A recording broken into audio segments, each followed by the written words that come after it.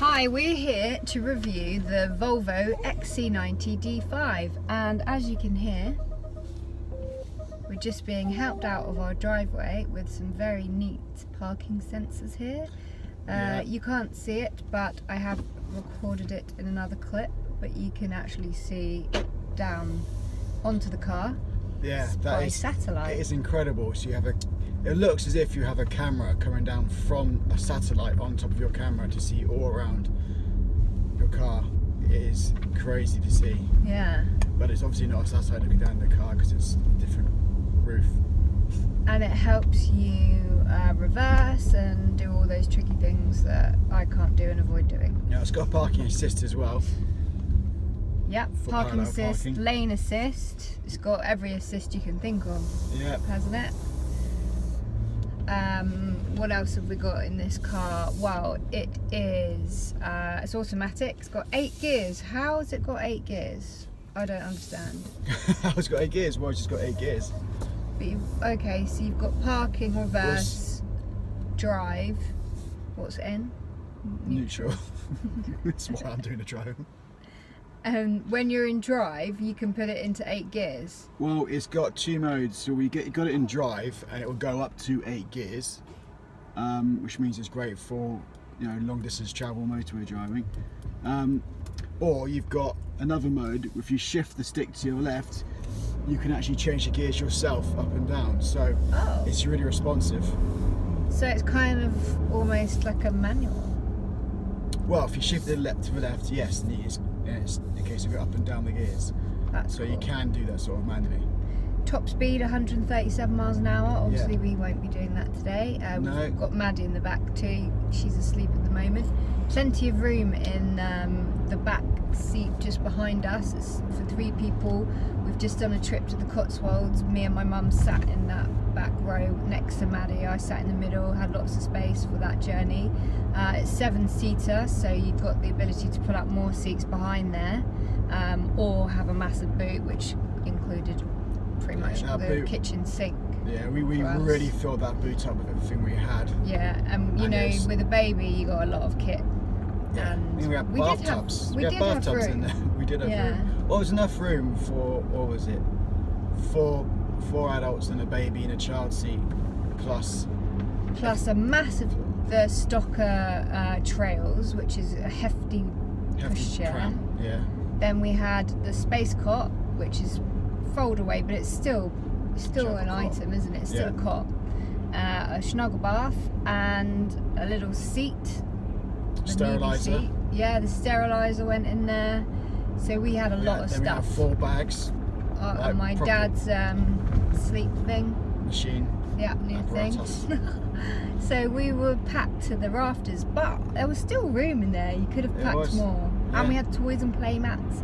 So yeah, for family value, family-wise, it's a good option. Yeah, we got a roof rack on this one as well. So yeah, there's a big sunroof, as you can see, which someone asked on another review that we did, does it get hot under the sun? Well, I don't think it does. It's tinted, and also the cover comes over, so you can block it off if it's a really hot day, if we're in the UK, so it's a big if. Big if. Yeah, so it's got a 9-inch centre console touchscreen, just here, just in that thing is really easy to use, and I use quite a few doing the various views we've done, and that's actually, because it's so big, it's so easy to use. Well, I synced up my phone via Bluetooth, and I've not even been able to do that in our new car. I can't figure it out. I have to plug in a lead, so that's really cool. The sat-nav's good on it. We've been using that a lot. So yeah, what else can we say about this car? Well, one of the features it does have, as I said, it's got all the assists you can think of: lane assist, parking assist. It's also got this. I can't remember what it's called. So it will see if there's I think it's collision assist or something like that, where it will brake automatically if it sees a car, senses the car stopping quite suddenly in front of you. Adaptive cruise control. Cruise control in this car is brilliant. It's the easiest one I've been able to. Well, the easiest one I've used. Because you're driving on the motorway, you get to the speed you want to go at. There's a small button on the steering wheel you press, and it sets the speed at that speed you're at. And then you can do it. You can go up and down if you want to, increase it by 5 miles an hour, increments of 5 miles an hour. And then the other thing which we had on one of the car we've done before, which is actually it measures the distance from the car in front, so it will speed up to your set speed or decelerate if the car in front is slowing down to keep you at that certain distance. So realistically, you can actually drive for very long distances without doing very much, and it will sense any cars coming up your right hand side or on your inside, and it'll flash your light on your wind mirrors. It's just aware, isn't it? This car's aware of everything. Aware. And it's also, it says here, it's got run-off road protection. It automatically tightens the front seat belts should the car inadvertently leave the road, while the front seat frames with a collapsible section reduce vertical forces which prevent spinal injury. This is a world first. So this Volvo I always associate with being one of the safest cars you could possibly have. Yeah, and I feel and it really is. I think they've even gone one better with this. So yeah. Yeah, I mean there's also a sort of rock control here on the left hand side, which is a drive mode. So you can roll it up to various different sort of modes.